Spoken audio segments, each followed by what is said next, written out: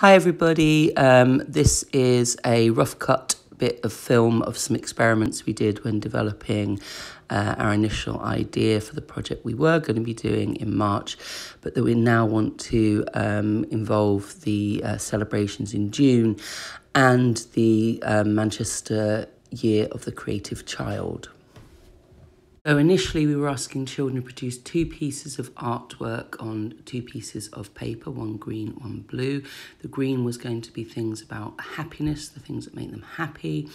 And it was also going to use words in other languages that mean happy, because we're bringing in International Mother Languages Day.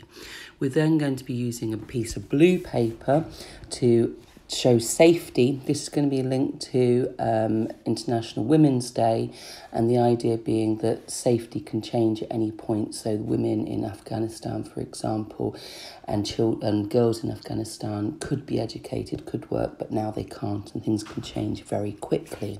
We're then going to add a third aspect, which we hadn't originally planned on, but it's going to link in International Anti-Racism Day, where we give the children a white piece of paper and ask them to draw a self-portrait in black or grey, and that's going to be about celebrating individual freedoms, the freedom to be yourself, whatever your ethnicity, whatever your skin colour, whatever your sexuality, whatever your gender. It's about freedom of yourself.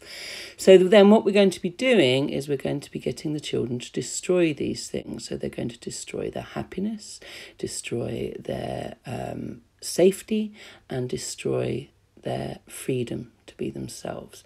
So the idea is that they're creating something which we document and we make sure that they know it's precious, but then we get creative crews in each school to actually destroy the artwork. Every school has a shredder because we have to for legal reasons, and so this is an instant resource that we can have to hand.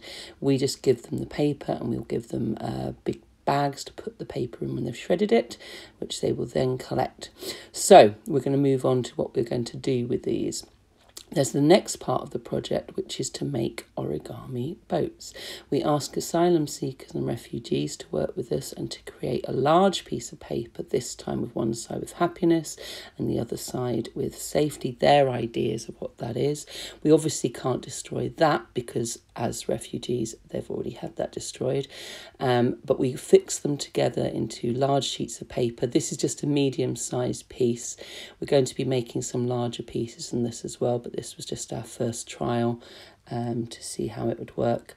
And we turn these into origami boats, and this will all be related to the idea of people have to put their kids into boats and make perilous crossings in the Mediterranean and the Channel, for example, which is all in the news at the moment, and they have to make those awful decisions, not because they want to, but because they have to.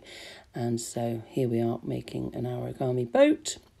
As I say, this is the sort of a small one for this project. This is the sort of size that we'll have on display. And we'll display them in places all around the city, in different cultural assets, possibly in shops and things like that, and we'll create a trail. So the idea is we'll drop off a couple of bags of the paper, and then we'll be able to give each location a boat to sit on it, and it will be on display.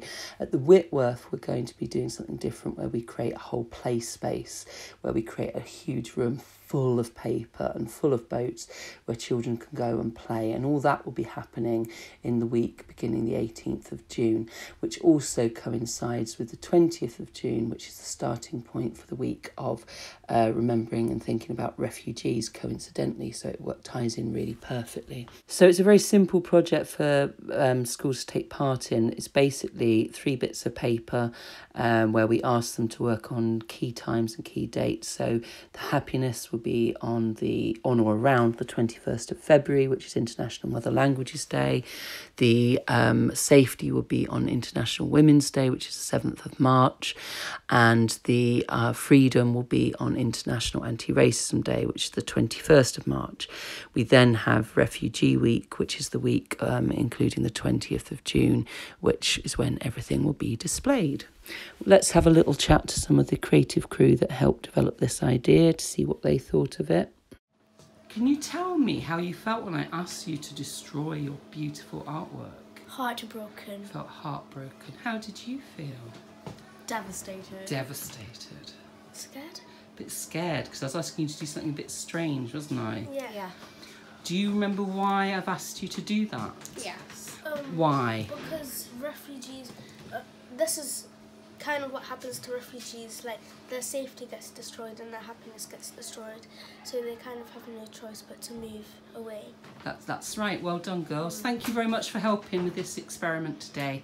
Thank you. Bye. Bye. So that's the project as a whole, and that can be the end of it. Though there is another idea, we could extend it into like a big draw in October, November time to make it really a whole year, but also kind of to complete the project.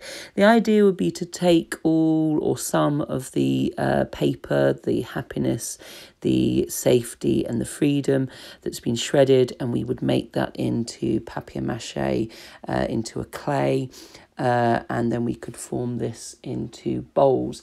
The idea being we could work with the creative crews that destroyed the work. It's like as a follow-on. But what we're doing is we're demonstrating the youthfulness and potential of refugees and asylum seekers and migrants who contribute to our society. They don't come and take, they come and contribute. And the idea might be to make these bowls to sell in the Whitworth shop, to make like a pop-up shop or an art piece. I don't know about that yet. I'm not going to go into any more detail on that, but it might be a way of sort of like closing the circle on the journey of the people from going from the happiness, safety and freedom to the loss of that, to making crossings and making the journey and then being useful in society. And we could maybe sell those to raise money for asylum seekers and refugee charities. So this aspect will depend on a little bit more funding, and I need to work on the logistics and I need to work on it a bit more, but I didn't want to worry too much about that. I just wanted to get to the June, so you have an understanding of it. It can just work as a project that ends in the June with all the C's and things, but I think it would be nice to extend it. So I'll leave that to you for the moment. If you've got any questions and things, just give me a call or an email, and let's see what we can get sorted. Bye.